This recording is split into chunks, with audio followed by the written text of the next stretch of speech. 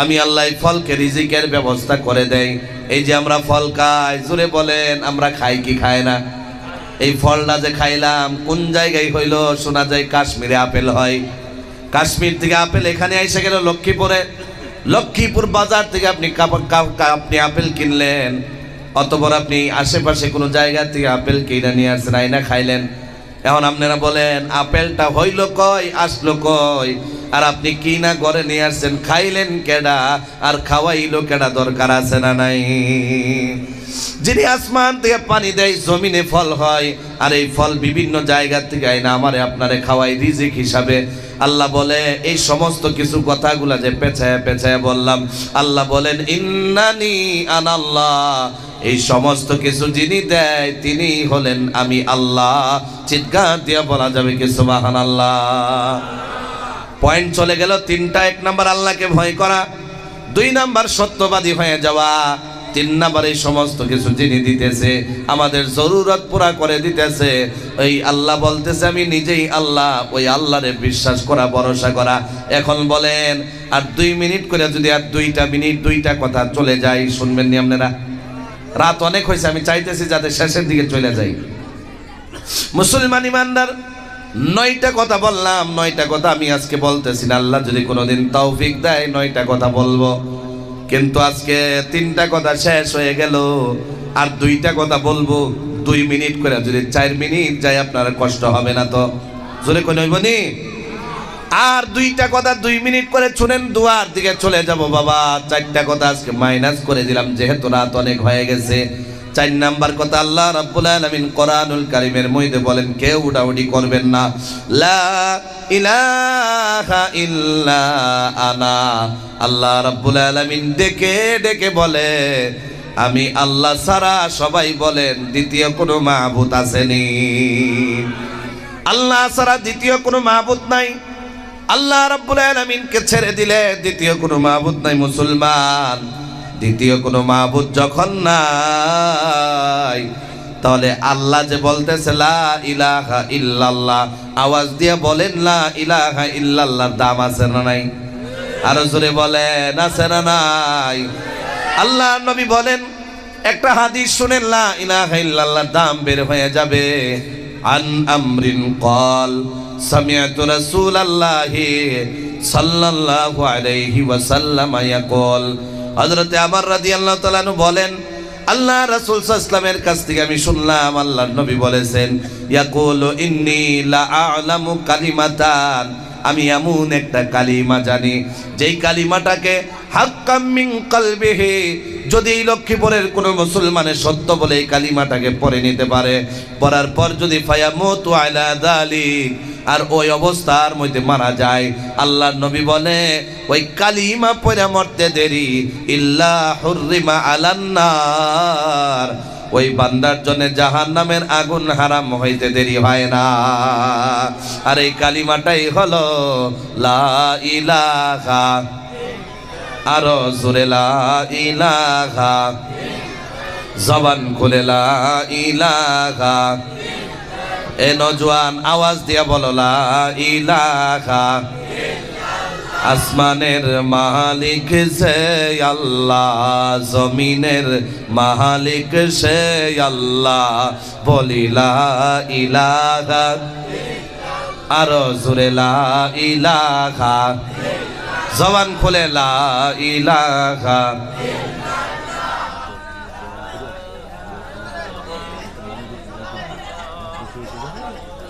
লা ইলাহা, আরো জোরে লা ইলাহা, লা ইলাহা ইল্লাল্লাহু মুহাম্মাদুর রাসূলুল্লাহ, জোরে বলি সাল্লাল্লাহু আলাইহি ওয়াসাল্লাম।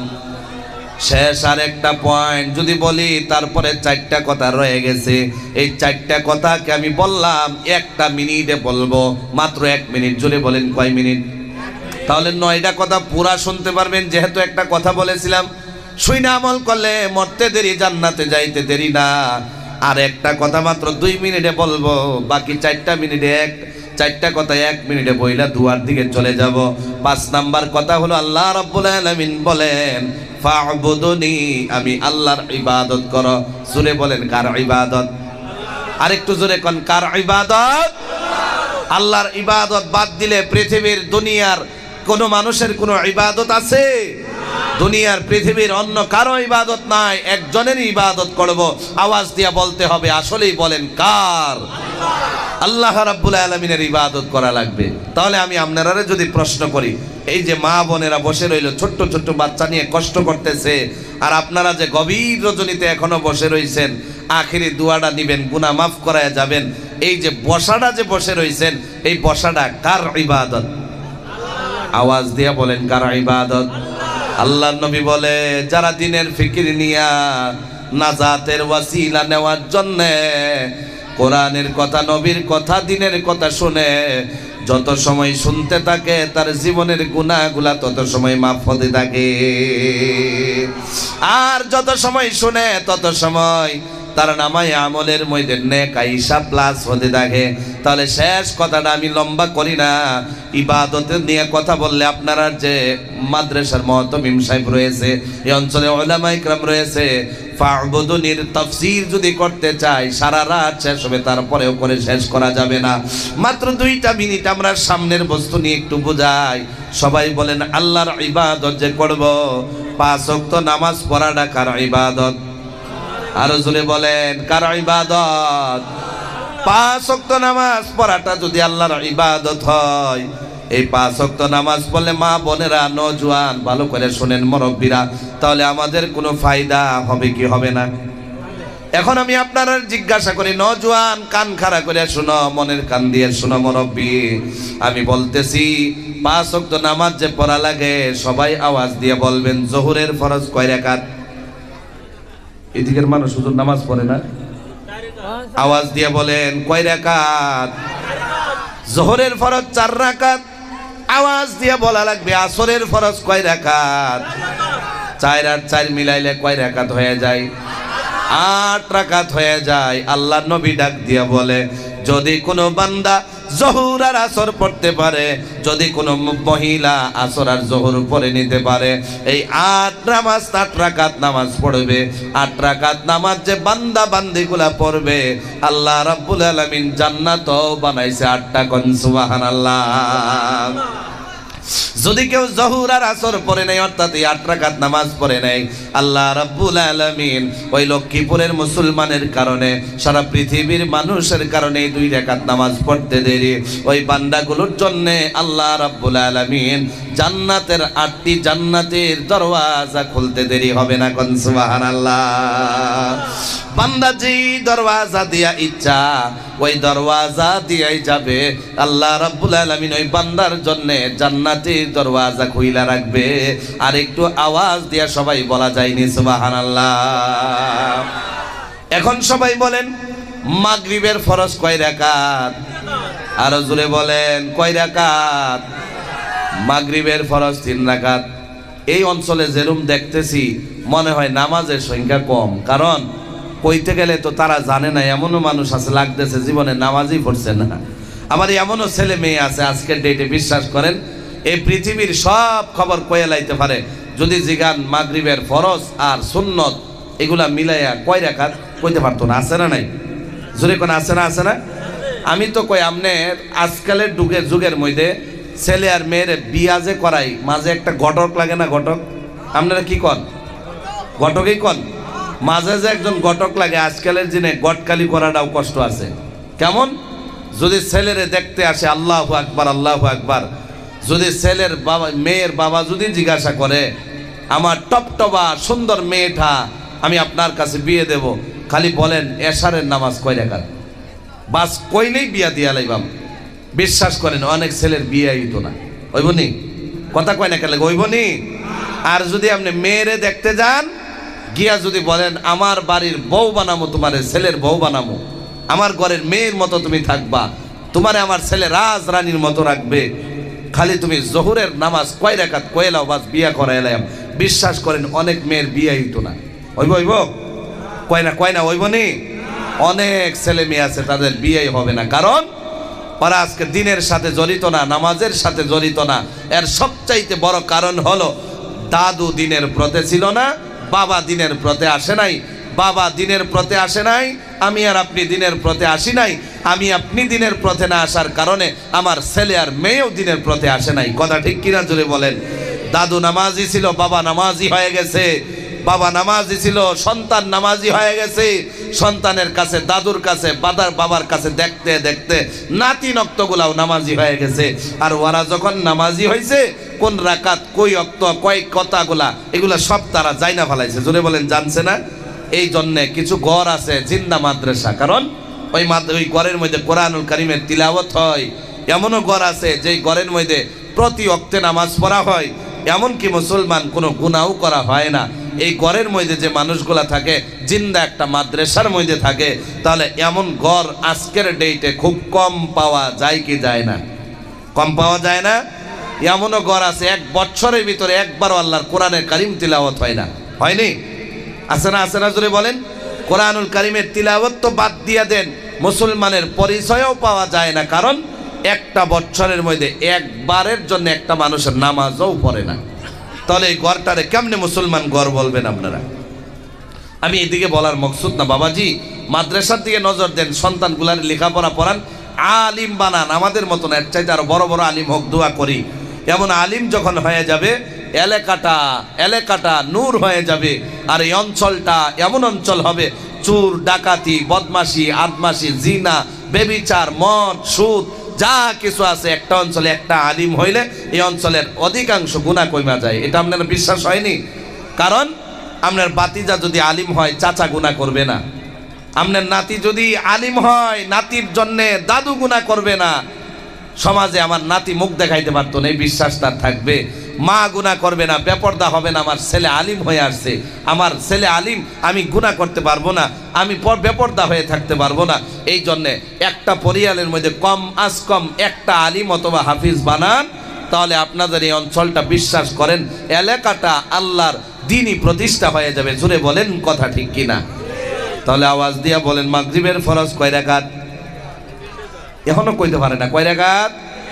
আরো জোরে বলেন, কয় রাকাত? মাগরিবের ফরজ যদি 3 রাকাত, আরো জোরে বলেন, এশারের ফরজ কয় রাকাত? 3 আর 4 মিলাইলে কয় রাকাত হয়ে যায়? 7 রাকাত হয়ে যায়। আল্লাহর নবী বলেন, আসর আর জোহর দিয়া জান্নাত কামায়া লাইলা। আল্লাহ রাব্বুল আলামিন দুজকও বানাইছে 7টা। কোন সুবহানাল্লাহ। যদি কোনো মানুষ মাগরিব আর এশার নামাজ পড়ে নাই, অথবা 7 রাকাত নামাজ পড়ে নাই, আল্লাহ রাব্বুল আলামিন ওই বান্দার কারণে আল্লাহর 7টা দুজক হারাম করে দেয়। কোন সুবহানাল্লাহ। এখন লক্ষ্মীপুরের মুসলমানেরা মনে মনে ভাববে, জোহর আর আসর দিয়া জান্নাত কামায়া লাইলাম, মাগরিব আর এশা দিয়া জাহান্নাম থেকে বাইসা গেলাম, তাহলে তো ফজরের নামাজের দরকার নাই, নাকি? নাকি বলেন? দরকার আছে?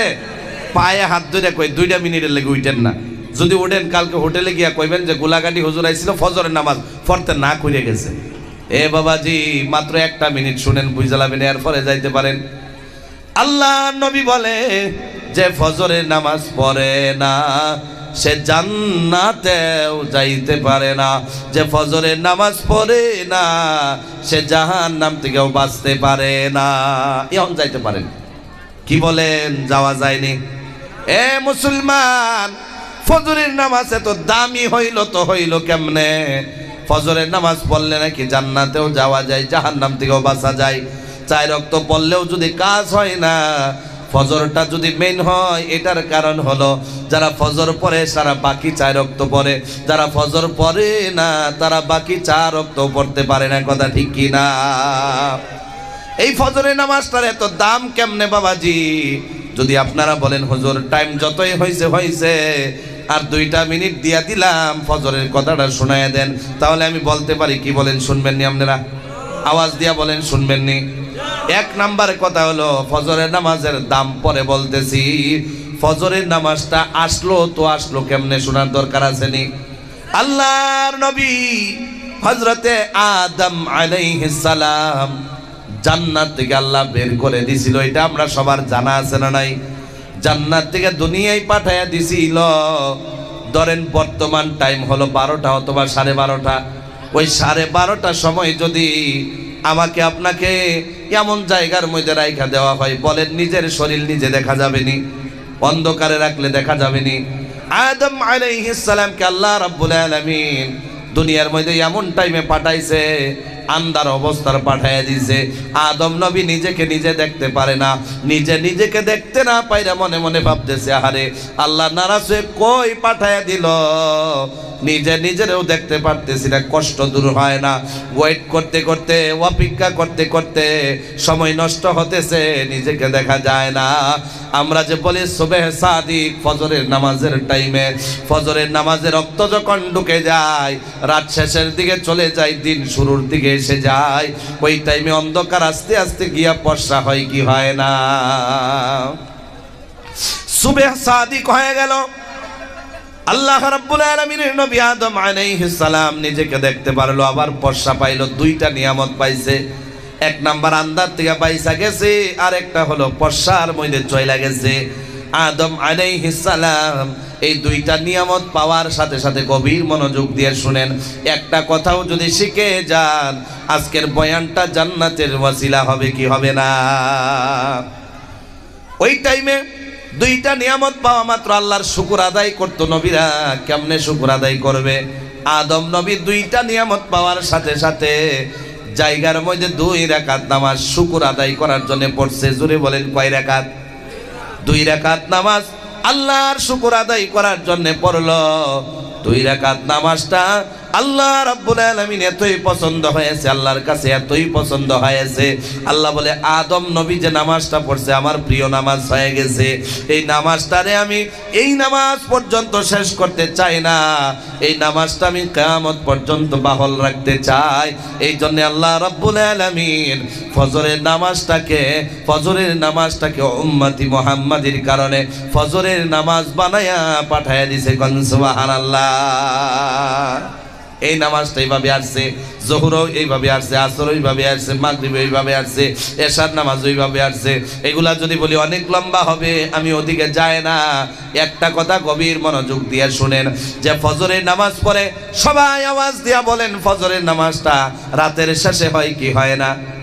আরো জোরে বলেন, শেষে হয় কি হয় না? ফজরের নামাজটা রাতের শেষে হয়, দিনের শুরুতে শেষ হয়ে যায়। আল্লাহর নবী বলে, বান্দা রাতে গুনাহ করে অন্ধকারের মধ্যে, যখন অন্ধকারের শেষের টাইমে অর্থাৎ রাতের শেষে বান্দা নামাজে দাঁড়ায়া যায়, নামাজে দাঁড়ায়া যাওয়ার সাথে সাথে আল্লাহ রাব্বুল আলামিন ওই বান্দার জীবনের রাতের গুনাহগুলো মাফ করে দেয়। কোন সুবহানাল্লাহ। আর যখন আমার আপনার নামাজ শেষ হয়ে যায়, আসসালামু আলাইকুম ওয়া রাহমাতুল্লাহ, আসসালামু আলাইকুম ওয়া রাহমাতুল্লাহ, নামাজ যখন শেষ হয়ে যায়, আওয়াজ দিয়া বলতে হবে, দিন হয় কি হয় না?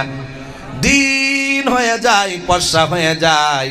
আল্লাহ নবী বলে, যে বান্দা রাতে নামাজ শুরু করেছিল, দিনের শুরুতে নামাজ দিয়ে দিন শুরু করেছে, ওই বান্দা রাব্বুল আলামিন বলে, ওই বান্দার দিনে নামাজ শুরু করার কারণে, শেষ করার কারণে এই বান্দা দিনে যে গুনাহ করবে, দিনের গুনাহগুলোও মাফ হয়ে যাবে। অর্থাৎ বান্দা ফজরের নামাজ পড়ার কারণে রাতের গুনাহ বা দিনের গুনাহও মাফ হয়ে যায়। বিনিময়ে আল্লাহ রাব্বুল আলামিন জান্নাতকে ফয়সালা দেয়, জাহান্নাম থেকে মুক্তি দেয়। কোন সুবহানাল্লাহ। তাহলে আর 4টা কথা বলার আগে মুসলমান, আমি প্রতিশ্রুতি দিলাম, ওয়াদা করে নিলাম, ওয়াদা ভঙ্গ করা যায় না, প্রতিশ্রুতি ভঙ্গ করা যায় না। প্রতিশ্রুতি ভঙ্গ করাটা মুনাফিকের আলামত। আমি 1 মিনিটে বলবো, আপনারা বিশ্বাস হয়েছে নি? হন। ওয়াদা দিয়া দিলাম, প্রতিশ্রুতি দিয়া দিলাম, যদি এখনো বিশ্বাস হয় নাই, বাবাজি আল্লাহর কসম করে বলি, যে আল্লাহ আসমান আর জমিন বানাইলো, আমি আপনাদের সময় নষ্ট করা মকসুদ করে নিয়ে বসি নাই। মাত্র 1 মিনিটে বলবো, এর আগে এত দূরের থেকে আসলাম, 500 কিলোমিটারের উপর থেকে সফর করে আসলাম। বাবা রে, আমি মুসাফির, যদি দোয়া করি আপনার আর কষ্ট হবে না। আমি দেখতে চাই, আমি আপনি আপনার মা বাবার জন্য আমি মন খুলে দোয়া করতে চাই। আমি দেখবো এখানে কার মা নাই, বাবা নাই, হাতটা যদি উঠায় দেখাইতেন, আমি আপনার মা বাবার জন্য দোয়া করে দিতাম। কার মা বাবা নাই, হাতটা উঠায় দেখাই দেন। কার মা বাবা নাই, হাতটা উঠান, আমি মুসাফির আপনার জন্য দোয়া করে যাব। অনেকেরই মা নাই, বাবা নাই, আমি আপনার জন্য মা বাবার জন্য দোয়াটা কইরা চারটা কথা 1 মিনিটে বইলে আমি আখেরি দোয়া করে চলে বিদায় হয়ে যাব ইনশাআল্লাহ। এর আগে একটা কথা শুনেন, কথা একটা মনে হয়ে গেছে, মা বাবারে জান্নাতে সন্তানে পৌঁছাইতে পারে কি পারে না? আওয়াজ দিয়া বলেন, পারে কি পারে না? মা বাবাকে জান্নাতে মহিলাও পৌঁছাইতে পারে, পুরুষেও পারে। একটা কথা মনে হয়ে গেছে, 2টা মিনিট শুনেন।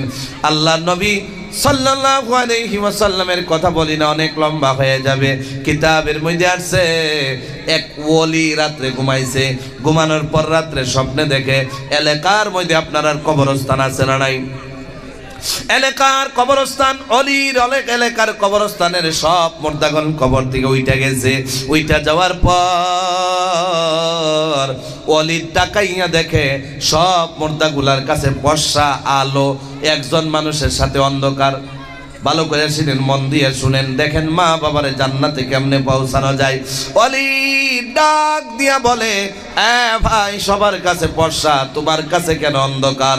ডাক দিয়া বলে, হুজুর একটা ছেলের আমি দুনিয়ায় রাইখে আসলাম, আমার ছেলের ঘর হলো লক্ষ্মীপুর, ওই ছেলেটারে যে রাইখে আসলাম, আমার ছেলে আমার জন্য সদকায়ে জারিয়া পাঠায় না, সদকায়ে জারিয়া পাঠায় না, এই জন্য আল্লাহ আমারে মাফ করে জান্নাতেও দেয় না, আযাবে আছি, কষ্টে আছি। ও হুজুর, এই জন্য আমি অন্ধকারে। আহারে, এই কথা শোনা মাত্র এই অলির ঘুম ভাঙে গেছে, দৌড়ায় বিশ্রাইয়া গিয়ে ওই ছেলেটারে বাইর করছে, গিয়া বলে, ভাই আপনার বাবারে আমি রাত্রে স্বপ্নে দেখলাম এমন এমন অবস্থা, আপনার বাবা কষ্টে আছে, তওবা করে নেন, আপনার আব্বা আম্মার জন্য সদকায়ে জারিয়া পাঠানো শুরু করে দেন। শুনতে দেরি, তওবা করতে দেরি হয় নাই, নামাজে লাইগা গেছে, আব্বার জন্য সদকায়ে জারিয়া পাঠানো শুরু করে দিয়েছে। বিশ্বাস করেন, মারা যাওয়ার পর লিল্লাহ করলে আব্বা আম্মা জান্নাতে যায় না। বিশ্বাস করেন মুসলমান, মারা যাওয়ার পর এলাকাবাসীকে খাওয়াইলে আব্বা জান্নাতে যায় না। এমন কাজ করা লাগে যেই কাজ করার সাথে সাথে কবরে সওয়াব চইলা যায়। মুসলমান, আরে ওলি তারপর চইলা গেছে বুঝাইয়া, কিছুদিন পর 2 দিন 4 দিন 5 দিন চলে গেল। ওই ওলি আবার রাত্রে ঘুমাইছে, স্বপ্নে দেখে আবার সব মুর্দাগুলা কবর থেকে উঠে গেছে। এখন কারো পাশে অন্ধকার নাই, সবার কাছে আলো। ডাক দিয়া বলতেছে, ভাই আপনার কাছে দেখলাম আলো ছিল না, ফর্সা ছিল না, অন্ধকার ছিল, আজকে কেমনে ফর্সা হয়ে গেল জানতে চাই। কবরের মুর্দা ডাক দিয়া বলে, হুজুর আপনার পরিশ্রম, আল্লাহর মেহেরবানির কারণে আমার সন্তান হয়তো ভালো হয়ে গেছে, আমার কবরে সদকায়ে জারিয়া পাঠানো শুরু করে দিয়েছে। আর এই সদকায়ে জারিয়া পাওয়ার সাথে সাথে আল্লাহ রাজি হইয়া আমার কবরের আযাব মাফ কইরা আমার জান্নাতের ফয়সালা দিয়া দিছে। কোন সুবহানাল্লাহ।